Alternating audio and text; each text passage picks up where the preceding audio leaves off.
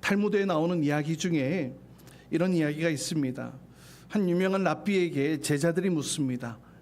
돈이 많은 부자와 또 현명한 이 현자 중에 어느 사람이 더 나은 삶을 사는 것입니까? 이렇게 물어봤더니 이 랍비는 당연히 지혜로운 현자이지라고 대답합니다. 그때 다른 제자가 묻습니다. 그러면 선생님, 부자에게 잘 보이려고 그 집을 드나드는 이 현자들은요? 그랬더니 선생님이 그야 어쩔 수 없지. 먹고 살려면 돈도 필요한 법이거든. 그 이야기를 듣자 또 다른 제자가 묻습니다. 그런데 선생님, 왜 현자를 찾아가는 부자는 없습니까? 랍비 선생님이 얘기를 합니다. 현자는 세상을 살아갈 때에 돈도 필요하다는 사실을 알지만 이 부자들은 지혜가 필요하다는 사실을 모르기 때문이지. 그래서 현자가 부자보다 더 나은 삶을 사는 것이란다. 이게 탈무드에 적혀져 있는, 기록되어져 있는 내용인데요. 내용인즉슨 부자를 폄하하고 또 비난하기보다는 이 부자보다는 현자, 다시 말하면 이 재물보다는 이 지혜가 이 땅에 살아가는 삶에 있어서 훨씬 더 나은 삶에 필요한 것이다. 이것을 강조하고 있는 내용입니다. 재물이 필요 없다는 얘기 결코 아닙니다. 재물도 필요한 것임을 아는 지혜이니 그 지혜를 가진 자가 훨씬 더 나은 인생을 살 수 있다는 것인데요. 우리가 계속해서 이 7장만큼은 지금 굉장히 쪼개서 말씀 우리가 살펴보고 있습니다. 더 나은 인생, 또 더 나은 삶에 대해서 함께 살펴보고 있는데요. 오늘은 지혜에 대한 이야기입니다. 그 지혜가 어디에서부터 나오는 어떠한 지혜인지 살펴보려고 하는데요. 오늘 말씀을 통하여 하나님께로부터 공급되어지는 이 놀라운 지혜를 받아 누리는 복된 삶 사는 저와 여러분 될 수 있기를 주님의 이름으로 축복합니다. 오늘 11절 말씀 함께 다시 한번 읽도록 합니다. 11절입니다. 시작. 지혜는 유산을 받은 것만큼이나 좋은 것이니 이 세상에서 살면서 그 덕을 보기 때문이다. 네, 지혜에 대한 중요성 강조하고 있죠. 이 세상에 살면서 삶의 더 나은 인생이 되길 위해서 이 지혜의 덕을 맛보며 사는 것이 중요하다라는 것인데요. 특별히 유산과 비교를 하죠. 그래서 유산을 받는 것만큼이나 좋은 것이다. 이렇게 설명을 하고 있습니다. 이런 유산이 무엇입니까? 부모님으로부터 물려받는 모든 것들이 유산이죠. 특별히 여기에서는 부모님께 물려받는 이 상속 재산을 집중해서 조명하고 있는데요. 당연히 물려받는 재물이 많으면 첫 출발부터 유리한 조건을 가지고 시작할 수 있는 것 맞습니다. 분명히 그것을 통하여서 유리하게 작용되어지는 부분들이 분명하게 있는 것은 사실입니다. 하지만 여러분, 많은 유산이 주어졌다고 해서 그의 인생이 더욱더 나은 인생이 되어지느냐? 그것을 보장하지는 못한다라는 겁니다. 그 대표적인 예가 성경에 나타나고 있는데요. 바로 아버지의 유산을 미리 물려받았지만 그것이 자신의 인생에 전혀 유익되지 못했던 탕자의 이야기가 바로 그것입니다. 그에게는 많은 유산을 이미 아직까지 아버지가 살아계시지만 미리 그 유산을 미리 당겨서 다 받았지요. 그래서 처음에는 그것으로 멋진 삶이 출발되어지는 것처럼 보였습니다.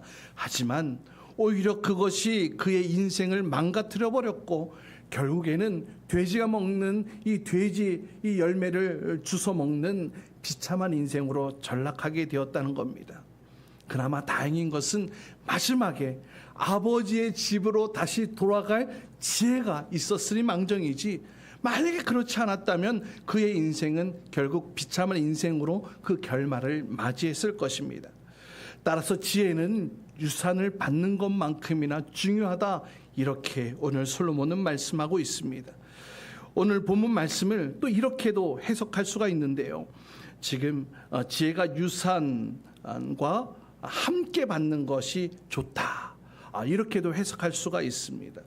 그러니까 지혜 자체로도 굉장히 가치가 있지만 유산을 함께 받게 되어질 때에, 다시 말하면 그 지혜가 활용되어질 수 있는 자산이 주어질 때에 그 사람에게 더 큰 유익이 될 수 있다는 것입니다. 반면에 유산은 있는데 지혜가 없다면 탕자와 같이 그 받은 유산을 제대로 활용할 수가 없겠지요. 또 지혜는 있는데 유산이 없다면 마찬가지로 그 지혜를 잘 활용할 수 없는 것이기 때문에 이렇게 표현되어지기도 하는데요. 따라서 더 나은 삶, 더 나은 인생으로 살아가기 위해서 이 재물도 필요하지만 그보다 무엇이 필요하다고요? 지혜가 필요하다라는 것입니다. 그래서 이어서 12절 말씀 보세요. 12절 함께 또 읽습니다. 시작. 돈이 사람을 보호하듯 지혜도 사람을 보호한다. 그러나 지혜를 깨우쳐 아는 지식이 더 좋은 까닭은 지혜가 그 사람의 목숨을 살려주기 때문이다. 네, 지혜를 깨우쳐 아는 지식이 더 좋은 까닭은 사람의 목숨도 살려줄 수 있기 때문에 여기서 보호한다라고 쓰여진 히브리어 첼이라는 단어는요, 오늘 우리의 성경에는 이 보호하다 이렇게 번역되어졌지만 또 다른 의미로는 그늘, 또 그림자 이런 의미들 가지고 있기도 합니다. 그러니까 이런 의미이죠. 이 한낮에 뜨거운 태양볕이 내려지면 이 인간이 괴롭게 되어지고 또 그 햇빛에 장기간 노출되어지면 죽음으로도 몰고 갈 수 있게 되는데 그것을 그늘막이 막아준다는 거예요. 그래서 이 그늘막이 보호처가 되어진다는 것이죠. 솔로몬은 이렇게 더 분명하게 지혜가 재물보다 더 뛰어난 가치를 가지고 있다 이렇게 말하고 있습니다. 인생의 여러 위기의 순간 속에 그 인생 가운데에 효과적으로 보호해 줄 수 있는 것은요, 물질이 아니라 지혜다라는 겁니다. 호랑이 굴에 들어가도 정신 차리면 살아남을 수 있다 얘기를 하잖아요. 바로 지혜를 얘기를 하는 것이거든요. 우리가 이 땅 가운데 살아가는 동안 또 사업을 하며 또 직장 생활을 하며 또 이 돈을 법니다. 그런데 그 돈을 버는 대로 족족 다 100% 바로 사용하지는 않습니다. 왜 그렇습니까? 지금 당장 필요한 것에 사용도 되어야 되겠지만 또 이후에 내가 이 재물을 돈을 벌지 못하게 되었을 때가 올 수도 있고요. 또 갑작스럽게 더 큰 돈이 나가야 될 때도 있을 것이고 또 장차 나의 삶이 더욱더 윤택한 삶이 되기 위해 재물을 모으고 또 재테크 등을 하면서 그곳에 우리의 많은 관심들이 있는 것도 사실이지 않습니까? 이렇게 재물이 유용한 것 맞습니다. 유용한 것, 우리의 인생, 우리의 삶 속에 유용한 것이 맞습니다. 하지만 이 돈이 우리의 인생을 완전하게 보호해줄 그늘이 될 수는 없다고 오늘 솔로몬은 이야기를 하고 있습니다. 솔로몬, 그는 그 어느 누구보다도 큰 부를 누렸던 사람이었습니다. 많은 이들이 그 화려한 예루살렘에 와서 그곳에 감탄하고 어떻게 이렇게 될 수 있는지를 수많은 사람들이 순례자들이 방문했던 그 솔로몬의 화려한 인생들. 그러나 솔로몬은 그보다도 지혜가 중요한 것임을 강조하고 있는 것입니다. 오히려 자신을 지켜주고 보호해주고 또 나의 삶을 안락하게 할 것이라고 생각했던 그 돈들이 오히려 나의 생명을 해치거나 또 이 재물로 인하여 불안하고 또 강박에 쌓이고 또 불신하게 되어지고 의심하게 되어지는 경우들이 많이 있기 때문에 또한 과도한 물질로 인하여서 큰 죄악에 빠지게 되어지기도 하고요. 또 하나님을 떠나는 일들도 생길 수 있기 때문에 그렇다는 것입니다. 그래서 여러분 잠언서 말씀에 보면 이 물질에 대해 이렇게 간구하고 있는 것을 보게 됩니다. 잠언서 30장 8절로 9절 말씀 우리 같이 함께 읽도록 합니다. 함께 읽습니다. 시작. 허위와 거짓말을 저에게서 멀리하여 주시고 저를 가난하게도 부유하게도 하지 마시고 오직 저에게 필요한 양식만을 주십시오. 제가 배가 불러서 주님을 부인하면서 주가 누구냐고 말하지 않게 하시고 제가 가난해서 도둑질을 하거나 하나님의 이름을 욕되게 하거나 하지 않도록 하여 주십시오. 아멘, 아멘. 가난하게도 부유하게도 마시고 저에게 날마다 공급하시는 하나님의 은혜 가운데 거할 수 있게 해달라고.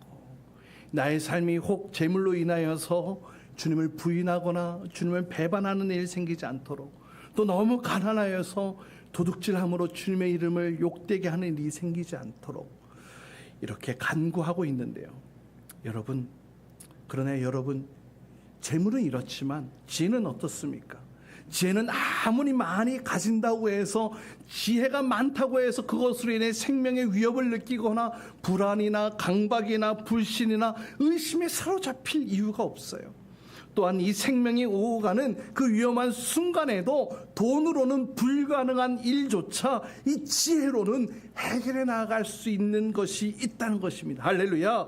그래서 솔로몬이 말하는 지혜가 무엇입니까? 이 세상을 살아가는데 필요한 여러 가지 효과적인 가치 있는 그런 결과를 만들어내는 그 모든 것들도 있겠지만, 특별히 솔로몬이 말하는 지혜는 따라해 봅시다. 하나님을 경외하는 삶. 다시 한번, 하나님을 경외하는 삶. 이 하나님을 경외하는 삶으로부터 이 지혜의 본질을 얻게 되어진다는 것입니다. 잠언서 9장 10절에도 주님을 경외하는 것이 지혜의 근본이다라고 말씀하고 있죠. 거룩하신 이를 아는 것이 슬기로움의 기본이다, 이렇게 말하고 있습니다. 여러분, 다니엘이 그렇지 않습니까? 다니엘, 이방 나라의 포로로 끌려갔던 소년이었습니다. 그러나 그의 인생, 그의 삶 속에 하나님을 경외하는 것 절대 포기할 수 없는 요소였습니다. 누가 뭐라 그래도 하나님 앞에 예배하고 하나님을 경외하는 삶 놓치지 않았습니다. 그랬을 때에 이 다니엘, 이방 나라의 왕들도 흠모하는 그 지혜를 갖는 하나님의 백성 되지 않았습니까? 나라가 바뀝니다. 민족이 바뀝니다. 나라가 바뀌어지는데도 그의 자리는 하나님께서 유지해 주셨던 이 다니엘의 놀라운 모습들, 심지어 사자굴에서도 이러한 지혜가 있었기에 자신의 생명을 유지할 수 있었던 다니엘의 모습. 따라서 사랑하는 여러분, 오늘 이 말씀이 여러분의 귓가에 들려지게 될 때에 그냥 한 귀로 듣고 한 귀로 흘려나가는 것이 아니라 여러분 마음속 깊이 심겨짐으로 인하여서 재물을 얻기보다 지혜를 얻기를 더 사모할 수 있기를 주님의 이름으로 축복합니다. 특별히 이 지혜의 근본 되어지는 하나님을 경외하는 삶을 통하여서 그 하나님의 지혜가 여러분의 삶 가운데에 주어지기를 주님의 이름으로 축복합니다. 그럴 때 여러분, 그 생명의 근원 되신 그 하나님의 돌보심과 그 전능자의 날개 아래, 그 그늘 아래 살 수 있게 되어지는 것입니다.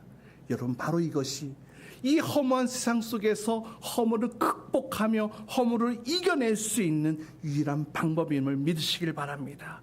그 전능자의 날개 아래, 그 전능자의 그늘 아래, 그 완전한 보호하심 가운데에 우리의 삶이 평안하고 또 당당하고 또 의연하게 주님과 함께 살아가는 복된 여러분 될 수 있기를 주님의 이름으로 축복합니다. 자, 그렇다면 이렇게 하나님을 경험해서 하나님을 아는 사람이 이 전능자의 그늘 아래 이제 살아가게 된다, 이렇게 지금 말하고 있는 거잖아요. 그렇다면 하나님을 어떻게 경험할 수 있느냐는 겁니다. 여러분, 하나님을 어떻게 경험할 수 있습니까? 13절 말씀입니다. 함께 읽습니다. 시작. 하나님이 하시는 일을 생각해 보아라. 하나님이 구부려 놓으신 것을 누가 펼 수 있겠는가? 네, 어떻게 하나님을 경험할 수 있느냐? 따라해 봅시다. 하나님이 하시는 일을 생각해 보아라.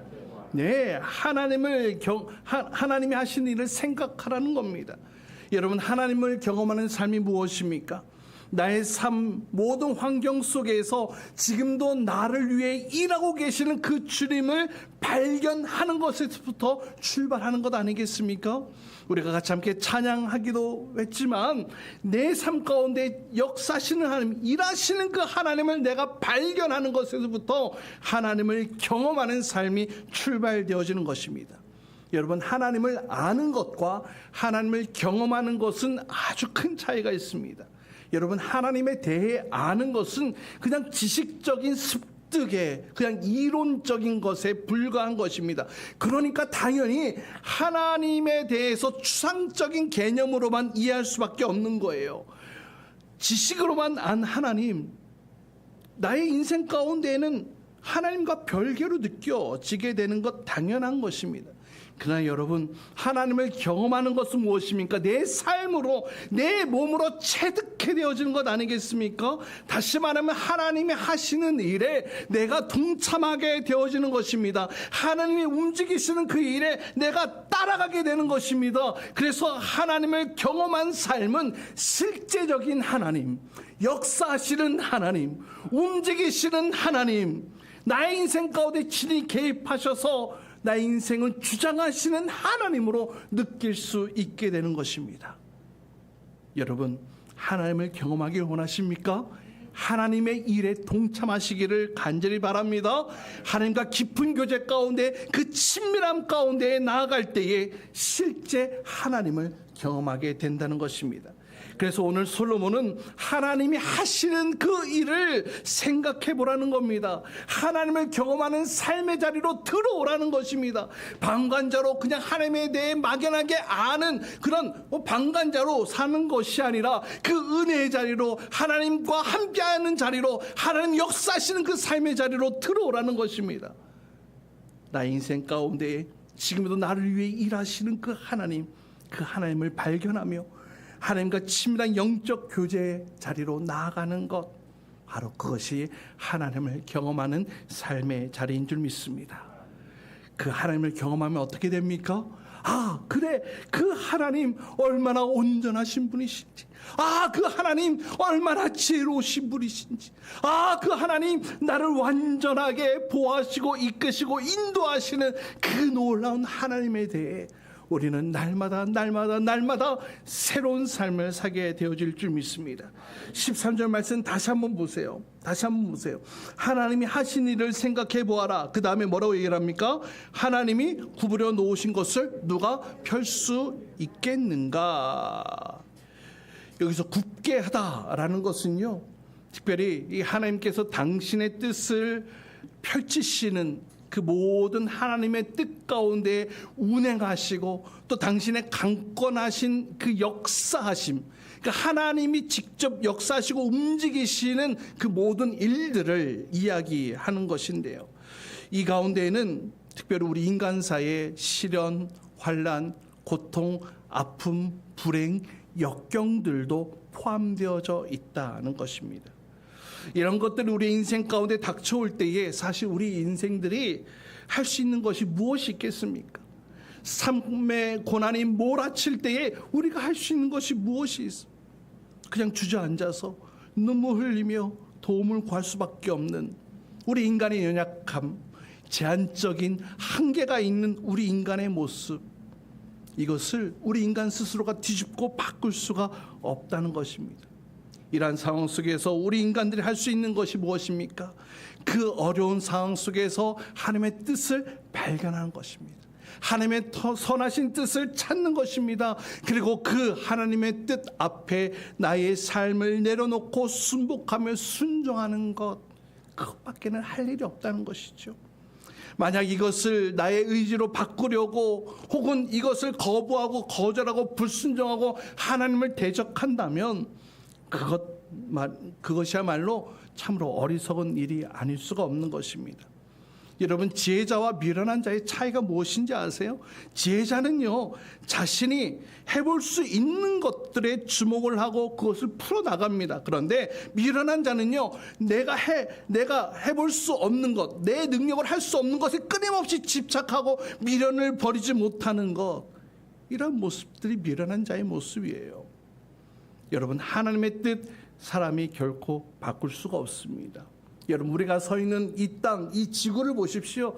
이 지구, 여러분 배우셨겠지만 이 자전과 공전을 통해 이 지구가 움직이게 되어지죠. 하루에 한 바퀴씩 자전하게 되어지고요, 또 1년에 한 바퀴씩 태양을 돌아 공전하게 되어집니다. 근데 여러분, 이 지구가 약간 기울었대요. 몇 도요? 23.5도 기울었대요. 여러분, 이 기울어진 것이 얼마나 놀라운 일인지 아세요? 이 기울어진 것 때문에 계절의 변화가 생기는 거예요. 계절의 변화가 생기는 거예요. 그렇다면 여러분, 오늘 말씀에 비추어 보면 만약에 하나님께서 이렇게 기울게 하신 이 자전축을 사람이 임의대로 똑바로 세운다 가정해 보십시오. 물론 말이 안 되는 것 사실입니다. 근데 가정해 보자는 거예요. 그렇다면 이 지구는 더 이상 사람이 살 수 없는 그런 곳이 되어지고 만다는 거예요. 물론 매우 단적인 얘기는 합니다만, 이렇게 지구의 자전과 공전, 또 이 태양과의 거리, 이 지구의 이 속도, 기울기, 이 모든 것은 하나님이 세우신 법칙이라는 겁니다. 하나님이 세우신 기준이라는 거예요. 이 법칙을 임의로 바꿀 수도 없지만 바꾸게 되어진다면 그야말로 상상할 수 없는 재앙이 우리에게 펼쳐지게 된다는 것이죠. 여러분, 이런 것들이 자연 질서에만 있느냐? 아닙니다. 우리 하나님은 자연 질서만 만드신 분이 아니시기 때문에 그런데요. 우리 하나님은 가정 안의 질서, 또 이 사회 가운데의 또 질서, 또 우리의 양심, 이런 모든 것들 역시 하나님의 법칙 가운데 놓여져 있습니다. 이러한 것들, 인간이 할 수 있는 것, 이러한 것들 속에서 우리가 할 수 있는 것은 하나님께 순종할 뿐이지 그것을 거스를 수 없습니다. 바꿀 수가 없어요. 하나님이 굽게 하신 것을 펼 수가 없습니다. 바로 잡으려고 해도 그것은 불가능한 일이라는 사실을 곧 깨닫게 되어집니다. 그러나 오늘날 많은 사람들, 나에게 조그만 힘이 있으면, 또 재물이 있으면, 지식이 있으면 이 세상을 내 마음대로 바꿀 수 있다고 생각합니다. 하나님이 세우신 원리와 법칙을 무시하며 고집 피웁니다. 근데 여러분, 그것은 가능하다, 불가능하다? 불가능하다. 여러분, 전 세계적으로 큰 문제 가운데 하나가 바로 이 동성애 문제입니다. 여러분, 하나님께서 사람을 창조하실 때에 어떻게 창조하셨습니까? 남자와 여자를 창조하셨습니다. 그리고 그 만남을 통하여 생육하고 번성할 것을 명령하셨어요. 이것은 하나님이 세우신 질서예요. 법칙입니다. 불변의 법칙이에요. 그런데 그것을 거부하는 행동들이 바로 이 동성애라는 겁니다. 소수의 인권이라는 명분으로 하나님이 세우신 법칙을 바꾸려고 억지 쓰는 거예요. 여러분, 그러나 이것을 인간이 바꿀 수 있느냐? 바꿀 수 없는 하나님의 법칙입니다. 이것을 거스르는 것은 죄입니다. 물론 이런 상황 가운데에서 우리가 가져야 할 태도는, 죄는 미워하지만 사람은 미워하지 맙시다. 긍휼한 마음으로 그들을 바라봐야 될 것입니다. 하지만 그것은 인정할 수 없습니다. 하나님의 법칙이기 때문에 그렇습니다. 여러분, 우리의 인생도 마찬가지 아니겠습니까? 때로는 우리의 인생 가운데 하나님이 막으시는 일들이 있을 수 있어요. 그 막으시는 것, 우리가 절대로 풀어낼 수 없다는 것을 우리는 알아야 합니다. 그래서 때로는 포기할 줄도 알아야 되는 거예요. 포기할 줄 아는 것도 그래서 믿음이라고 얘기를 합니다. 하나님이 허락하심 안에서 하나님을 신뢰함으로 최선을 다하는 삶, 그것이 하나님을 경외하는 삶이며 또 그 하나님을 경험하는 삶이 되어지는 줄 믿습니다. 그렇게 여러분, 쉽게 포기해서도 안 되겠지만 하나님의 뜻이 아닌 것에 끝까지 고집 부리는 것, 이것도 우리 인생이 더 나은 인생으로 나아갈 수 없음을 여러분 기억하시기 바랍니다. 그렇게 때로는 끝까지 포기하지 않고 또 믿음으로 도전해야 되기도 하겠지만, 또 때로는 하나님을 신뢰함으로 또 나의 것을 포기하고 내려놓을 줄도 알아야 된다는 것이죠. 그래서 14절 말씀 이렇게 얘기를 합니다. 14절 함께 읽습니다. 시작. 좋은 때에는 기뻐하고 어려운 때에는 생각하여라. 하나님은 좋은 때도 있게 하시고 나쁜 때도 있게 하신다. 그러기에 사람은 제 앞일을 알지 못한다. 예, 좋은 때 또 어려운 때 이렇게 등장하죠. 특별히 이 가운데에 무엇이 더 좋다 이렇게 말씀하지는 않으세요. 좋은 때도 있고 인생에 어려운 때도 있다. 그런데 이 모든 상황들을 하나님께서 우리에게 허락하신 때다, 이렇게 얘기를 하고 있는 거예요. 하나님 우리에게 좋은 때도 허락하시지만 때로는 어려운 때도 허락하신다는 겁니다. 그런데 말씀을 보세요. 좋은 때는 어떻게 하라고요? 좋은 때는 어떻게 하라고요? 기뻐하라고요. 또 어려운 때는 어떻게 하라고요? 생각하라. 무엇을 생각하라고요? 나의 삶을 뒤돌아보라는 것입니다. 하나님께서 우리 모든 인생들에게 이 두 가지 상황을 다 열어놓으셨습니다. 그래서 우리의 인생을 내 생각대로, 내 계획대로 다 되어지지 않는 거예요. 그럼 어떻게 되겠습니까? 좋은 날들도 있고 힘들고 어려운 날들도 있다면 이 모든 것들이 나에게 하나님께서 허락하신 날들임을 내가 받아들이고 수용해야 된다는 것. 하나님이 주신 날들이에요. 그렇다면 하나님께서 우리에게 나쁜 것, 우리의 인생 가운데 망하도록 우리에게 그런 것들을 주시는 분이 아니시라면 하나님께서 주시는 이 모든 날들이 나에게 유익한 날들이 되어진다. 여러분, 이 믿음의 고백을 할 수 있기를 주님의 이름으로 축복합니다. 우리의 인생이 하나님을 경험하는 지혜로 살기를 원하신다면 좋은 날에는 기뻐함으로 또 감사하십시오. 또 때론 어려운 날들을 겪게 되어질 때에 나의 인생을 다시 한번 돌아보며 하나님 앞에 다시금 바로 서게 되어지는 그런 놀라운 유익이 있기를 주님의 이름으로 축복합니다. 그래서 로마서에서는 이렇게 말씀합니다. 로마서 12장 15절에 이렇게 말씀합니다. 함께 읽습니다. 시작. 기뻐하는 사람들과 함께 기뻐하고 우는 사람들과 함께 우십시오. 내 혼자서는 힘들 수 있어요. 버거울 수 있잖아요. 그래서 사도 바울은 좋은 날들 함께 기뻐하고 어려운 날들은 함께 울며 기도하고 간구할 공동체가 필요하다고 말씀하고 있습니다. 여러분, 기쁜 날 함께 기뻐하고 또 괴로운 날 함께 올 수 있는 공동체, 바로 우리 교회 공동체가 되어지기를 간절히 소망합니다. 우리 목장들이 그런 모습 속에 함께 지어져 갔으면 좋겠어요. 우리의 인생이 그렇게 이해할 수 없는 일들이 사실 더 많이 펼쳐지잖아요. 내가 계획하고 내가 이해하는 것보다 내가 계획하지도 못한, 내가 상상하지도 못한 그런 일들이 더 많이 일어나고 있는 것이 우리의 인생들입니다.